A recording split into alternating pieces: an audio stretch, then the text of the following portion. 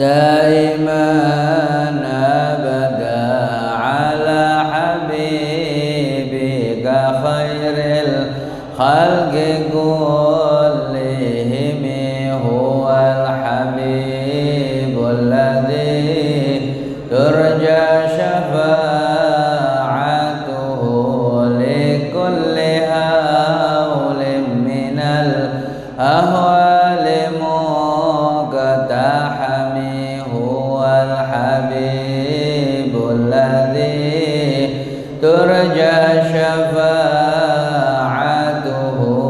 لكل هول من الأهوال مقتحم هو الحبيب الذي ترجى شفاعته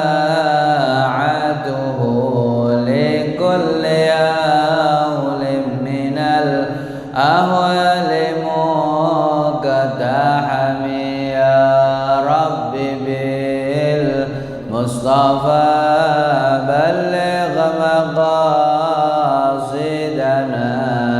واغفر لنا ما مضى يا واسع الكرم يا رب بالمصطفى بلغ مقاصدنا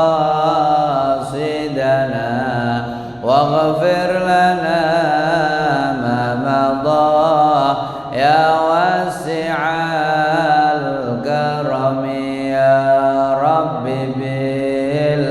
بالمصطفى بلغ مقاصدنا واغفر لنا ما مضى يا واسع الكرم الفاتحة.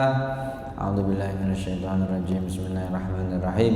الحمد لله رب العالمين الرحمن الرحيم مالك يوم الدين إياك نعبد وإياك نستعين اهدنا الصراط المستقيم صراط الذين أنعمت عليهم غير المغضوب عليهم ولا الضالين آمين. Assalamualaikum warahmatullahi wabarakatuh. Alhamdulillahi rabbil alamin wassalatu wassalamu ala asyrafil anbiya wal mursalin sayyidina wa nabiyyina Muhammadin wa ala alihi wa sahbihi ajma'in. Subhanaka la ilma lana illa ma 'allamtana innaka antal alimul hakim. Rabbi shrah li sadri wa yassir li amri wa hlul 'uqdatam min lisani yafqahu qawli wa saddid lisani wahdi qalbi bihaqqi sayyidina Muhammadin sallallahu alaihi wa alihi wa sahbihi wa sallam. Amma ba'du. Alhamdulillahi rabbil alamin thumma alhamdulillahi rabbil alamin atas limpahan nikmat karunia yang Allah berikan kepada kita semuanya, nikmat panjang umur dalam kondisi sehat walafiat, di dalam ketakwaan kepada Allah Subhanahu wa taala. Nikmat Allah senantiasa memilih kepada kita semuanya dari sekian hambanya. Di waktu yang mulia ini Allah memilih kita untuk dan kita diizinkan oleh Allah, lisan kita, jasad kita diizinkan untuk berzikir mengingat kepada Allah Subhanahu wa taala.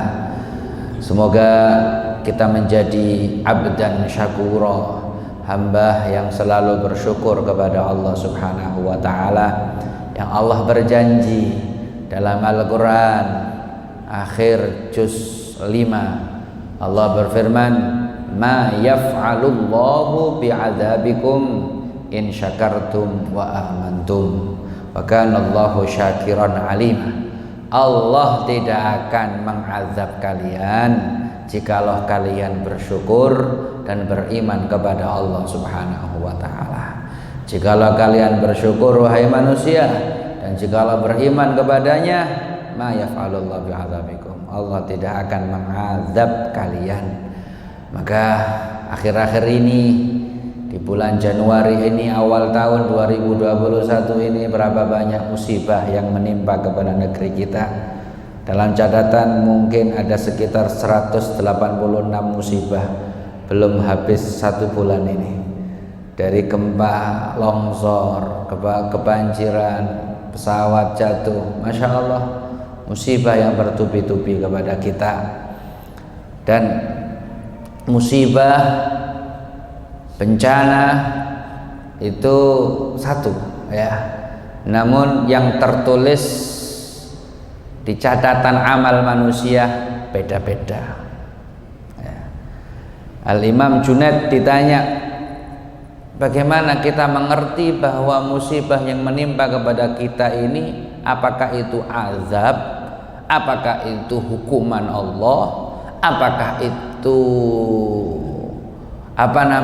ujian Allah, apakah itu bagaimana ya. Maka beliau menjawab, kalaulah engkau kena musibah, kalaulah engkau kena bencana dan engkau mersulo, engkau marah, engkau bosen, engkau gerudel ya, maka itu alamat murka Allah kepada engkau, itu alamat azab Allah kepada engkau ya. Namun jikalau musibah bencana itu engkau sabar, tidak ngersuloh, tahammal alal masyak, tahammul, menahan masyaqqat, berat memang, sabar dengan musibah yang tertimpa itu. Dan kata Rasulullah, innamas sabru inda sadmatil ula, sabar yang diakui adalah sabar ketika tatapan pertama, awal kena bencana, awal kena musibah, terus kita sabar, kita istirja, kita kembali kepada Allah Subhanahu wa ta'ala. Kalau engkau sabar, maka musibah bencana itu merupakan kafarah lidzunub, merupakan cara Allah melebur dosa-dosa kita. Nah, ada dosa yang mungkin tidak bisa diampuni oleh Allah kecuali engkau tak kasih ujian, tak kasih cobaan, tak kasih bencana ya.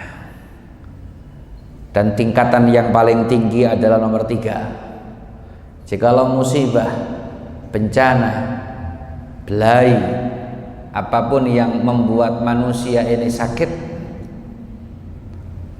disikapi dengan hati ridho bahwa ini adalah qadha qadar Allah, bahwa ini adalah keinginan Allah, kita ridho. Ridho niku di atasnya sabar.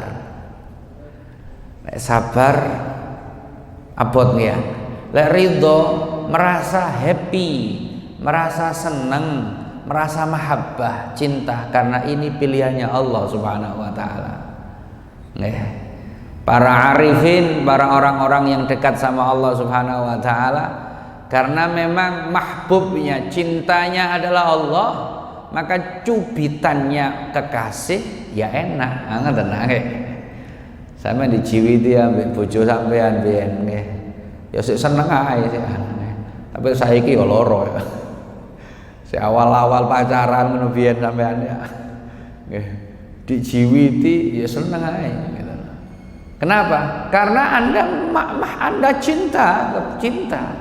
Begitu juga lah, ada orang-orang hamba-hamba Allah Subhanahu wa taala yang apapun yang dilakukan Allah adalah jamil, wa kullu fi'li jamil. Dalam salah satu munajatnya Al-Imam Abdullah bin Husain bin Tahir mengatakan, wa kullu fi'li jamil. Semua perbuatanmu ya Allah jamil, indah.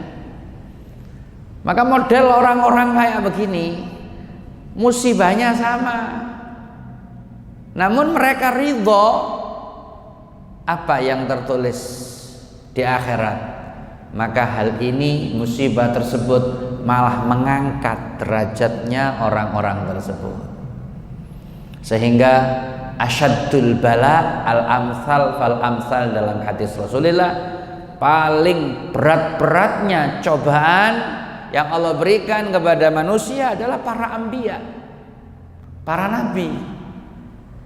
Apakah nabi akeh dosa nih? Ya enggak, mereka maksum, tapi luhur derajat mereka. Nabi Muhammad 3 hari 3 malam tidak makan itu biasa, kayak iso mangan. Sampeyan sedina mangan ping 5. Nggih, dorong imbone. Nabi Muhammad ini makhluk yang tercinta, tidak makan 3 hari itu biasa. Ada bala, ya, ujian dari Allah Subhanahu wa taala, tapi untuk mengangkat derajatnya, untuk tambah luhur derajatnya seseorang. Maka ini untuk menyikapi keadaan-keadaan di sekitar kita tentang musibah, ya, dan kita doakan semoga saudara-saudara kita yang tertimpa musibah di sana diberi kesabaran oleh Allah Subhanahu wa taala. Semoga secepatnya diangkat banjir yang ada di Kalimantan Selatan, ya. Semoga sekarang di Manado luar biasa, ya. Dan semoga semuanya ini menjadi pintu untuk taubatan nasuhah secara massal. Amin ya rabbal alamin. Yang pejabatnya taubat, yang rakyatnya taubat, yang ulamanya taubat, yang pemimpinnya taubat, yang polisi TNI-nya juga taubat kepada Allah Subhanahu wa taala. Wal hayyul qayyum la ta'khudhuhu sinatun wala naum. Dialah zat yang maha hidup, yang tidak pernah tidur dan tidak pernah ngantuk sama sekali. Maka kita kembali kepada Allah Subhanahu wa taala. Dengan musibah-musibah ini, dhaharal fasad fil barri wal bahri bima kasabat aydin nas liudhiqahum ba'dalladzi amilu. Endingnya apa? La'allahum yarji'un. Semoga manusia ini kembali kepada Allah Subhanahu wa taala. Amin ya rabbal alamin. Hadirin hadirat yang dirahmati Allah Subhanahu wa taala, melanjutkan kajian kitab Bulughul Maram di dalam bab kitabun nikah. Kemarin kami menjelaskan hal-hal yang dianjurkan oleh agama, bagaimana seorang laki-laki itu memilih garwonya, memilih sigar nyowonya, garwo sigare nyowo, memilih. Memang laki-laki punya hak untuk memilih. Nggih. Lek wong wedok punya hak untuk menolak. Kan enak. Adil. Sampeyan kepengin iku tapi ditolak, ya wis. Laki-laki punya hak untuk memilih, tapi wanita punya hak untuk menolak. Nah, kemarin kita singgung yang penting adalah perempuan tersebut zatuddin. Perempuan itu adalah perempuan yang memiliki agama. Kemarin kita juga singgung tentang bagaimana cara mencari mantu, ya, untuk dikawinkan sama putri panjenengan. Karena sesungguhnya ketika seorang bapak salah memilih mantu, bahkan mungkin naudzubillah min dzalik menjerumuskan anak perempuannya, maka yang pertama kali berdosa qati'ur rahim adalah bapak tersebut. Naudzubillah min dzalik. Di antara hal-hal yang dianjurkan lagi oleh agama adalah hendaknya kalau kita memilih seorang istri, jangan dari kerabat yang dekat, famili yang dekat. Nggih. Golek wong liya lek iso. Aja famili sing cedhek. Nggih. Napa illate? Apa alasannya? Dirasa ulama kurang setrum. Kurang setrum. Kerabat yang dekat itu ukurannya apa Ustadz? Awal banat darajatil umumah wal khuulah. Itu kata ulama. Pertama kali derajat anake bebek atau anake paman.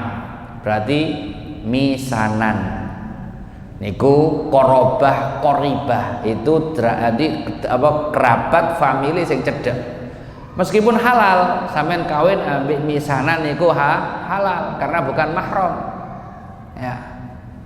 Putrinya paman kita, putrinya bebek kita itu bukan mahram. Sampean salaman yo gak oleh, haram. Wong liya kok. Sampean salaman ambek misanan batal. Ya. Karena bukan mahram, karena kita boleh untuk mengawininya. Boleh sampean kawin ambek misanan. Ya, tapi afdolnya orang lain, kecuali kalau ada maslahat. Masya Allah, anake paman sampean iki wong melarat gak duwe, sampean kawin padha misanane, gak apa-apa di samping niat silaturahim barang. Luar biasa. Tapi kalau memang kerabat yang jauh lebih baik daripada orang lain. Kerabat, famili, tapi ado. Napa ado niku? Yo, napa? Mindoan, terus wong Jawa. Mintelon. Nah, niku halal dan lebih baik. Sayyidina Ali garwa sinten? Siti Fatimah. Niku Sayyidina Ali itu kan pas misanane Kanjeng Nabi. Sayyidina Ali bin Abi Thalib, Nabi Muhammad bin Abdullah kali Abu Thalib niku duluran. Nabi Muhammad kali Sayyidina Ali niku misanan. Loh, Sayyidina Nabi Muhammad punya putri Siti Fatimah dikawin ambek misanane Rasulullah SAW, berarti pernahe mindoa. Lah niku malah afdol, lebih afdol begitu daripada orang lain. Lah niki salah satu hal-hal yang dianjurkan untuk memilih seorang istri. Kemudian kita sampai kepada hadis yang nomor 841 atau nomor 5 dari Kitabun Nikah. Wa anhu, dari sahabat Abu Hurairah radhiyallahu taala anhu, anna nabiyya sallallahu alaihi wasallam kana idza raffa'a insanan idza tazawwaja qala barakallahu lak wa baraka alaik wa jama'a bainakuma fi khair, rawahu Ahmad wal arba'ah wa sahahahu Tirmidzi wa Ibnu Khuzaimah wa Ibnu Hibban. Dari sahabat Abu Hurairah radhiyallahu taala anhu, sesungguhnya Nabi Muhammad sallallahu alaihi wasallam jikalau beliau memberikan penghormatan, tahniah ketika seseorang itu kawin, sudah akad nikah. Apa doanya sudah akad nikah? Akad nikah otomatis nanti juga akan disebutkan tentang syarat-syaratnya akad nikah. Di antaranya ya harus adanya wali, harus adanya 2 saksi, ya, harus adanya ijab qabul. Dan untuk akad, adapun yang dianjurkan dalam agama, sunnahnya akad di hari Jumat. Jumat. Nomor 2, sunnah di masjid. Mbok yo mong lek ana bapak kepala KUA ngene nggih, gak apa-apa.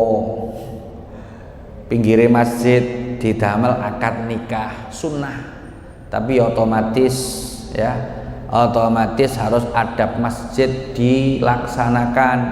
Lek ana akad nikah nang masjid yo ojo campur aduk lanang wedok kaya ngoten.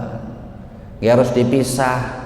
Begitu juga ono tamu-tamu sing buka aurat ya aja oleh, haram. Jangan masuk di masjid. Nggih, ngelakoni akad nikah di masjid hukumnya sunnah. Tapi gara-gara alasan akad nikah di masjid ono tamu sing rokan cekak mlebu masjid ya haram nih, gak oleh. Nggih. Ojo nang masjid. Ya. Sunnah akad nikah di masjid. Hari Jumat. Kalau untuk bulannya bulan Syawal kalau bisa akad nikah. Milih bulan Syawal. Lek mboten saged bulan Syawal bisa bulan Safar. Itu hal yang disunnahkan di dalam akad nikah. Nggih. Gak Safar nih, biasa wong Jawa gak gelem Safar. Nggih. Wong Jawa kadang wedi ambek Safar. Niki hadisnya Kanjeng Nabi Muhammad Sayyidina Aisyah kawin kali Rasulullah niku bulan Syawal. Nggih. Dan sunnah untuk kumpul sama istrinya pun juga di bulan Syawal itu, tidak ditunda-tunda. Ya. Atau juga ada Rasulullah mengawini perempuan salah satu istrinya di bulan Safar. Bulan Safar. Ini hal-hal yang disunnahkan di dalam akad nikah. Nggih. Dalam akad nikah kalau memang setelah perkawinan maka disunnahkan untuk memberikan ucapan selamat, tahniah namanya. Kalau dulu orang-orang jahiliyah, kalau orang sudah kawin itu didongakno dengan ucapan-ucapan mungkin adat istiadat kita, mungkin bosone orang Jawa niku patut ngono. Niku nuwun sewu, niku adat jahiliyah. Lek umpamane diamalno Ustaz napa haram? Mboten haram, ada larangan memang dari Rasulullah, aja kaya wong jahiliyah. Hukume makruh. Lah monggo niki wonten tuntunan dari Rasulullah sallallahu alaihi wasallam untuk mendoakan pasangan suami istri yang sudah sah, yang sudah akad nikah, doakan dengan doanya Nabi. Gimana doanya Nabi? Rasulullah niku nyukani doa barakallahu laka wa baraka alaika wa jama'a bainakuma fi khair, dalam riwayat wa afiyah. Lengkap doa Nabi Muhammad, barakallahu lak, moga-moga Allah memberikan barokah laka kepada engkau, wa baraka alaika, dan semoga Allah juga memberikan barokah alaika kepada engkau, wa jama'a bainakuma fi khair, dan semoga Allah mengumpulkan antara keduanya, kalian suami istri kumpul dalam segala kebaikan dan dalam segala afiat. Niki doa Kanjeng Nabi, doa barokah. Barokah niku setunggal kalimat sing menyeluruh kebaikannya. Makanya di antara doa teng Al-Qur'an apa? Rabbi anzilni munzalan mubarakan. Loh kan? Maka jenengan minta kepada Allah dimanapun tempat panjenengan, Rabbi anzilni munzalan mubarakan, ya Allah tempatkanlah saya di munzalan mubarakan, tempat-tempat yang penuh dengan berkah. Nggih. Di antara ucapannya Nabi Isa alaihi salam, waj'alni mubarakan ainama kuntu wa ausani bis sholati waz zakati ma dumtu hayya. Loh, Nabi Isa alaihi salam di waktu Mahdi masih di dalam bayi, dia ngomong waj'alni mubarakan ainama kuntu. Ya Allah, jadikan saya ini orang yang penuh dengan berkah dimanapun aku berada. Ini doa sing luar biasa nih. Makanya Nabi Muhammad doakan berkah. Tapi di sini ada dua kata-kata, barakallahu lak wa baraka alaik. Artinya podo. Tapi kenapa yang pertama laka, yang kedua alaika? Bedanya kalau laka itu manfaat, seneng. Ketika waktu seneng, ketika waktu manfaat, barokah. Wa baraka alaika, dan ketika waktu alaika itu maborot, bahaya, iku ya barokah. Ini Rasulullah memberikan isyarah bahwa dalam rumah tangga ya ono senenge, ya ono susahe. Golek seneng tok kawin ambek bidadari ngono. Rumah tangga niku pasti ono senenge, pasti ono gak enake. Pasti ada masalah itu ya pasti. Lah Nabi Muhammad beliau mendoakan kepada umatnya lek kawin nggih. Kalau gak enak ya muga-muga gak enak iku ono berkah. Allah dawuh tengah Al-Qur'an, wa asa an tuhibbu syai'an wa huwa syarrun lakum wa asa an takrahu syai'an wa huwa khairun lakum. Loh kan gitu. Di Al-Qur'an jelas, mungkin saja hal-hal yang kau benci, hal-hal yang engkau tidak senang, di situ lebih baik bagi engkau. Mungkin saja hal-hal yang engkau senang, tapi di situ hal yang buruk bagi engkau. Nggak ngerti. Maka kita minta kepada Allah, ketika senang, ketika kita ini lapang, dikasih barokah sama Allah Subhanahu wa Ta'ala. Dan ketika kita ada masalah sama istri, masalah di rumah tangga, nggih, di situ pun nanti Allah semoga ada keberkahan yang menambah harmonisnya, menambah kerukunan antara suami istri. Ini doanya Rasulullah sallallahu alaihi wasallam. Barakallahu lak wa baraka alaika wa jama'a bainakuma fi khair. Dan semoga Allah mengumpulkan antara keduanya fi khairin, di dalam kebaikan. Nah niki doa kita doakan, karena ini termasuk haknya orang muslim ya. Kita punya saudara muslim, kita penuhi hak-haknya. Di antara haknya orang muslim, kalau dapat kesenangan kita kasih selamat, kalau dapat kesusahan kita takziah. Kan itu kan haknya orang muslim. Kalau dapat senang kita kasih selamat, kita merasa senang kita mengucapkan selamat, bahagia ya. Tapi ketika saudara kita muslim mendapatkan musibah, mendapatkan hal yang tidak mengenakkan, kita takziah. Kita takziah. Saudara kita muslim sakit, kita disunahkan untuk menjenguknya. Nah, ini adalah hak muslim. Inilah hubungan sosial yang telah dibangun oleh Rasulullah sallallahu alaihi wasallam. Maka ini doa yang sangat paripurna keberkahan. Barakallahu lak wa baraka alaika wa jama'a bainakuma fi khairin. Dalam riwayat wa afiyah. Riwayat tersebut adalah riwayat yang dhaif. Ini hadis diriwayatkan oleh Imam Ahmad dan Imam Arba'ah, dan ditashih oleh Imam Tirmidzi, Ibnu Khuzaimah dan Ibnu Hibban. Ini hadis Rasulullah sallallahu alaihi wasallam. Kemudian yang kedua, wa an Abdullah bin Mas'ud radhiyallahu taala anhu qala allamana Rasulullah sallallahu alaihi wasallam at-tasyahhuda fil hajah. Ya.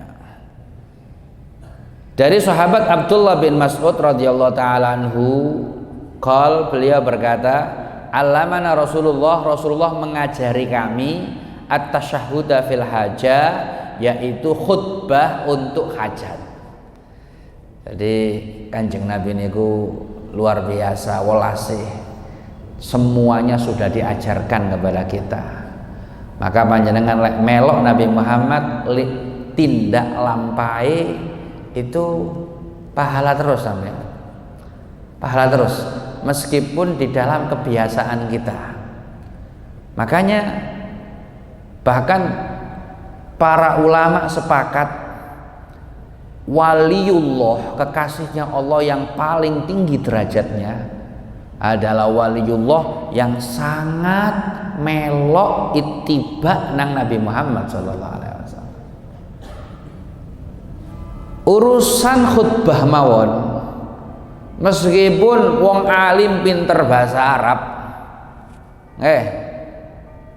lulusan Timur Tengah, iso gawe khutbah karangan bahasa Arab sing lebih sajak, sing lebih intelektual, tapi lek ono tuntunan teko Nabi meloo ngoten lho. Kalau ada tuntunan dari Rasulullah sallallahu alaihi wasallam ikuti. Lah ini khutbah nikah ada tuntunannya. Ojo gawe-gawe dhewe.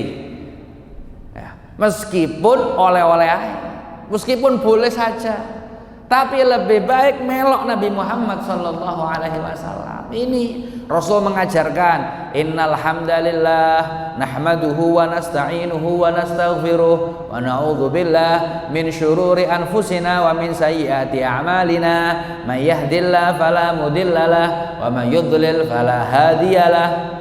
Asyhadu an la ilaha illallah wa asyhadu anna Muhammadan abduhu wa rasuluh. Tuh, ini tuntunan dari Rasulullah sallallahu alaihi wasallam. Maka hendaknya dipakai di muqaddimah setiap khutbah, baik khutbah Jum'ah utawa khutbah nikah. Damel niki tuntunane Nabi besar Muhammad sallallahu alaihi wasallam. Kalau ada tuntunan tapi kita tidak mengambil, ya tidak dapat pahala, gitu aja. Meskipun oleh, karena Allah telah percaya betul kepada Nabi Muhammad, laqad kana lakum fi Rasulillah uswatun hasanah. Ada uswah hasanah di dalam pribadi Rasulullah sallallahu alaihi wasallam. Melok Nabi Muhammad sallallahu alaihi wasallam, insyaallah selamat dunia akhirat. Adalah bahagia dunia akhirat, senang dunia akhirat. Maka hal-hal begini hendaknya diamalkan, gitu loh. Baru kalau umpama mboten wonten tuntunan, tidak ada dalil di hadis kalau masalah ini harus begini, monggo terserah. Kayak surat-surat yang ada pada sholat 5 waktu, kecuali hari Jumat.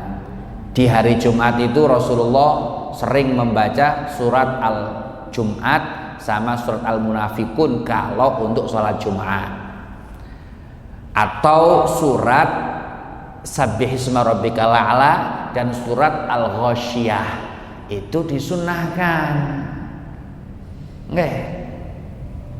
Hendaknya kita ikuti sebagai imam khatib, mengikuti. Kalau subuh di hari Jumat, sunnah warid dari Rasulullah sallallahu alaihi wasallam membaca surat Alif Lam Mim Tanzil, Alif Lam Mim Sajdah. Kesuwen Ustaz, kali reken. Umpamane makmum berontak, umpamane makmum demo, suratnya kok dawa teman.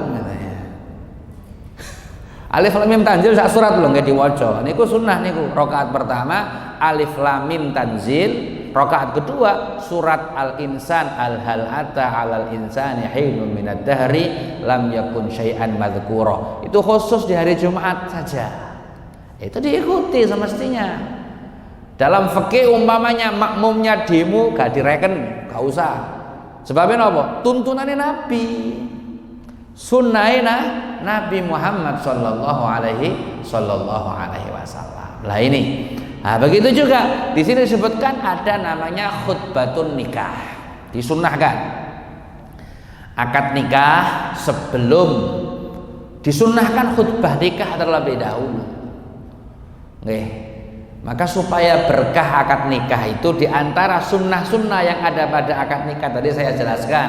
Lek isok dino Jumat, lek nisok di masjid, kalau bisa di bulan Syawal atau di bulan Safar, kalau bisa ngundang wong soleh.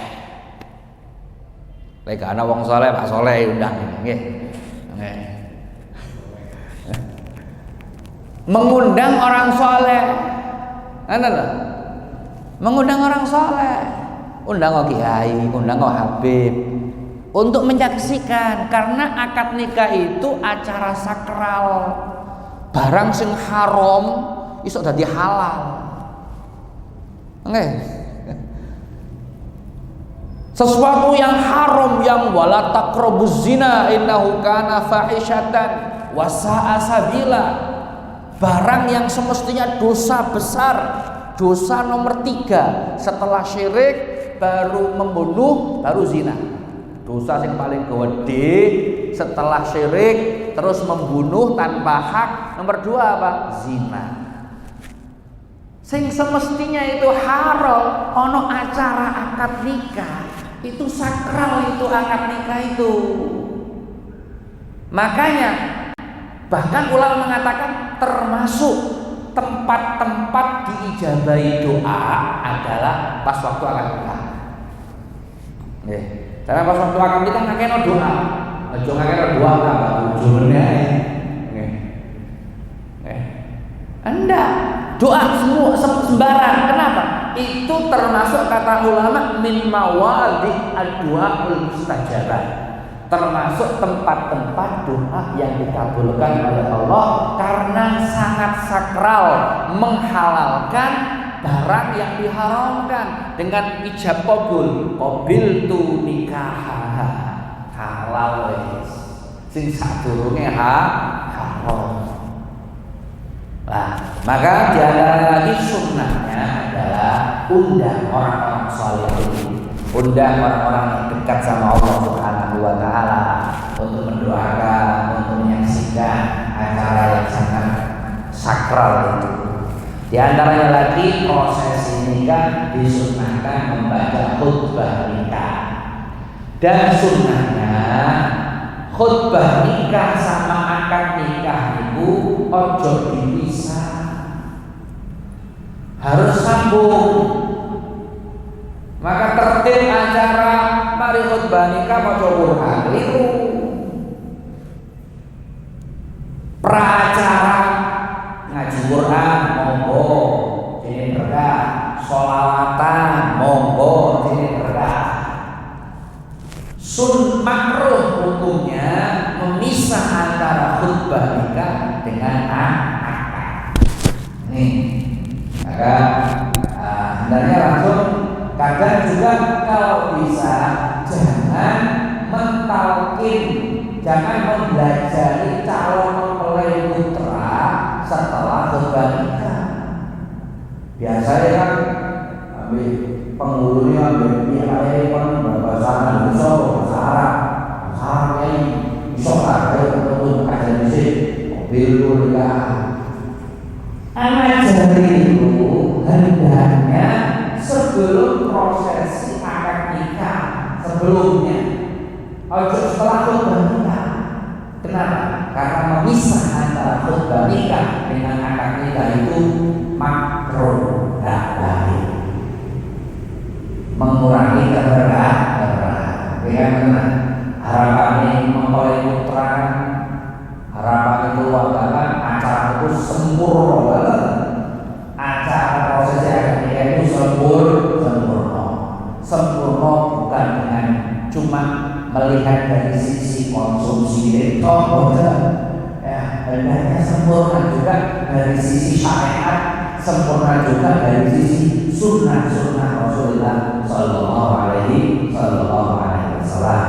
Ini baru khutbah nikah langsung si wali atau pak kiai yang diwakili atau pak penghulu yang diwakili langsung mengatakan ajakan ijab akad kita, maka bahasa juga maktubataka sopo dan ini dikabul baru doa itu prosesi acara akad nikah. Sehingga dalam fikih wajib menghadiri walimah akad nikah. Kalau tidak ada udur wajib udur. Sampai nekani walimah hitam monggo sampean itu sunnah. Wajib. Tapi ketika monggo sampean mantu itu kalau kita tidak punya udur syar'i wajib kita hadir. Berdosa kalau kita tidak. Ini hukumnya, jadi tidak ada menghadiri walimah yang punya wajib kecuali laki. Setelah itu hukumnya sunnah. Nah ini tuntunan Rasulullah SAW setelah membaca ayat, setelah membaca khutbah dari muqaddimah asyhadu an la ilaha illallah wa asyhadu anna Muhammadan abduhu wa rasuluh, sunnah membaca 3 ayat. Ini juga tuntunan Nabi Muhammad SAW. Ayat apa? Ya ayyuhan nasu taqu rabbakum alladzi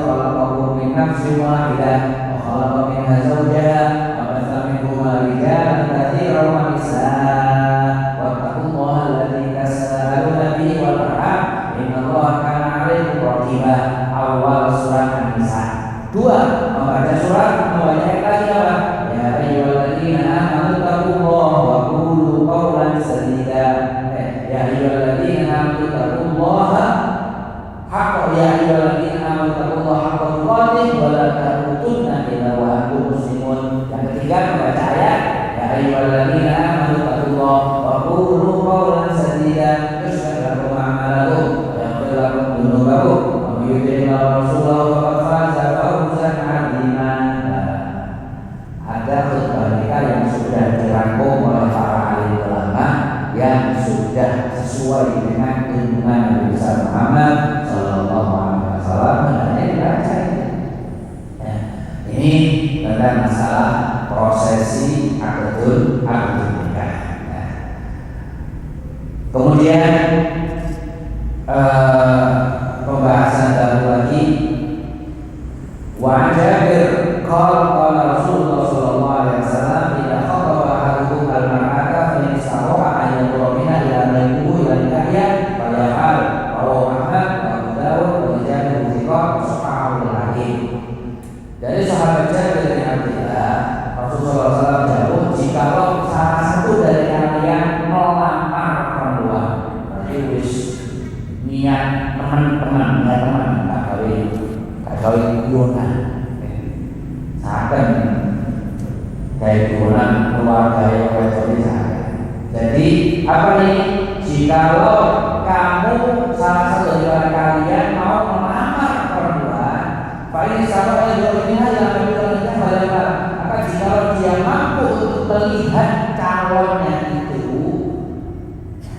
melihat kepada hal-hal yang mengajak dia untuk nikah, maka baliakal maka laksananya.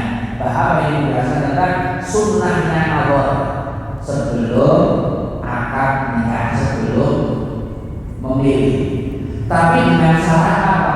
Memang keinginan untuk nikah, gak boleh dionan gitu. Jadi sunnah Allah itu melihat wajahnya calon mempelai putri kita.